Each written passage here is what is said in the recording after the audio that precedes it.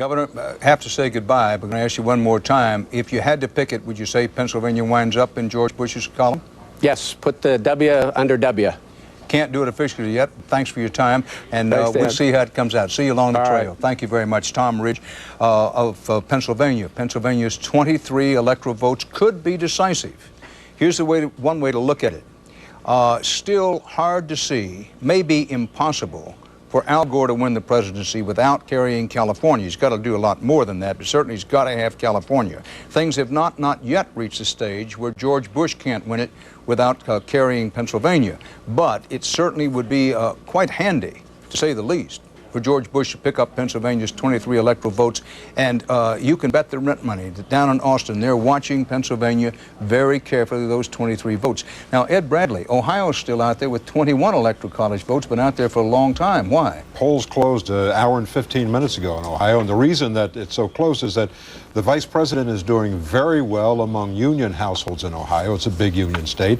But Governor Bush is doing very well among men, a huge lead among men, and that state seems to be leaning in his direction now, but it's still too close to call. Maybe Ohio will be decided, as many other states, by women in the suburbs. We'll see. Leslie Stahl, you've been watching these important governor races. Bring us up to date quickly on them. Well, Dan, there are 11 races for governor tonight. 4 Democrats have won so far.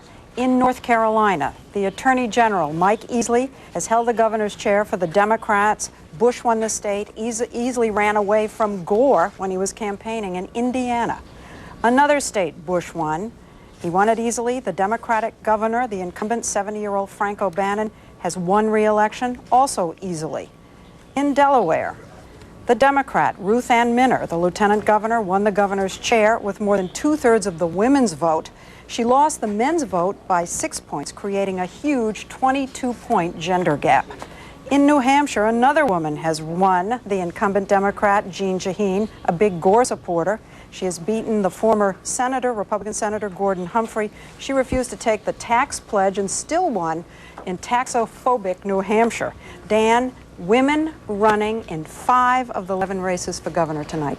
And we'll keep up to date on that. Also, the battle for control of the House of Representatives. Too early to tell very much about that, but just want to remind our viewers, we're also watching that as well as the outcome of the Senate, who gets to control the Senate. Looks like the Republicans may hold on to control of the Senate, but too early to say that definitively. In the presidential race, this is the way it looks. 130 electoral votes for Bush. He's led from the get-go, but Gore has been gaining on him. Gore now has 122. It takes 270 to win. All the states in red belong to Bush. That includes Kentucky, where the light is flashing, tells you that's the only state so far.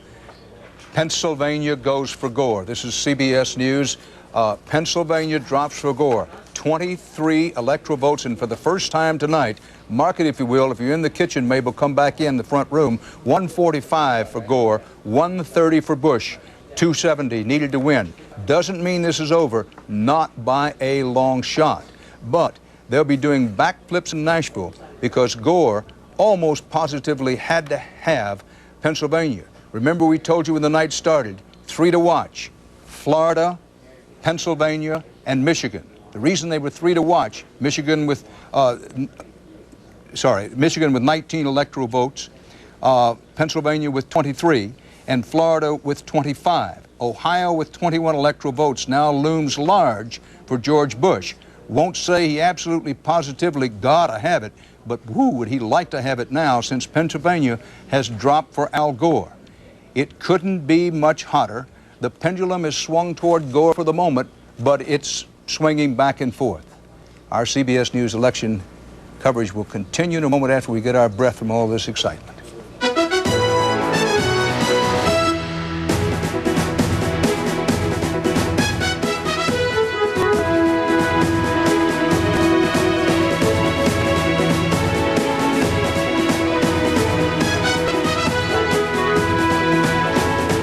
For the latest national and local election results that affect you the most, log on to CBS.com.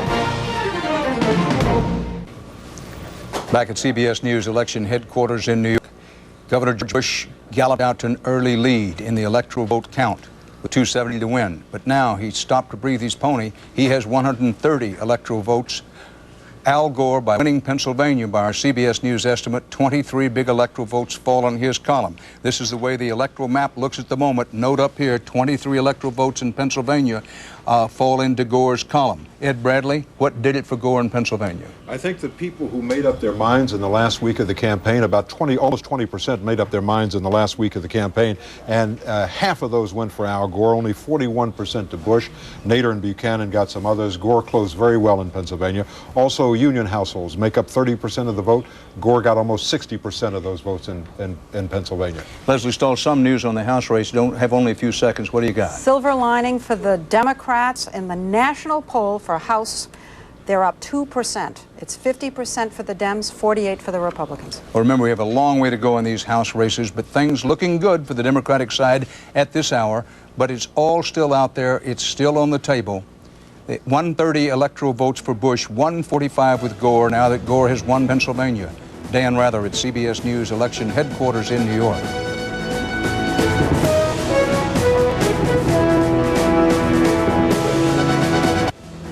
New York goes for Gore. Hillary Clinton wins the Senate seat in New York are among our CBS News election night headlines of this hour. For the first time tonight, Gore's back big time with big wins in big states. Mark them: Pennsylvania, Michigan, and Florida, and now New York with 33 electoral votes. And First Lady Hillary Rodham Clinton will be moving from the White House to a U.S. Senate seat from New York. It's 9 p.m. in the East, and this is the all-important electoral vote count at this hour. Again, it takes 270 to win. Here is the nationwide popular vote count at this moment. Battleground states Pennsylvania, Missouri, and Wisconsin still hanging out there. Check that. Pennsylvania is no longer hanging out there. That's my era. Pennsylvania has gone in the Gore column, but Wisconsin and Minnesota, Missouri, Arkansas, Tennessee, West Virginia, Ohio, and New Hampshire are all hanging out there. All told, the polls are now closed in 40 states, including the 12 states just closed, worth 102 electoral votes. So in declining order of their electoral importance, here they are. New York, 33 electoral votes. They were expected to go for Al Gore. They went for Gore. Not only did Gore win, but he won large enough to help pull Hillary Clinton through to a win in the Senate race. Louisiana, the Pelican State, goes 9 electoral votes for Bush. Widely expected outcome there, but appreciated by the Bush forces given the closeness of the race. In Nebraska, as the race now moves to the plains and the Midwest, strong Republican state, 5 electoral votes go to Bush from Nebraska. In Rhode Island, 4 electoral votes. Little Rhodey goes for Gore.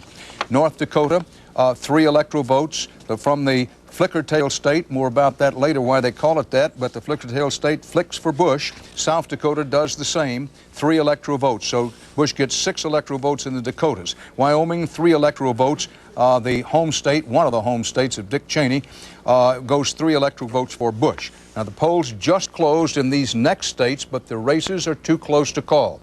And look at this list.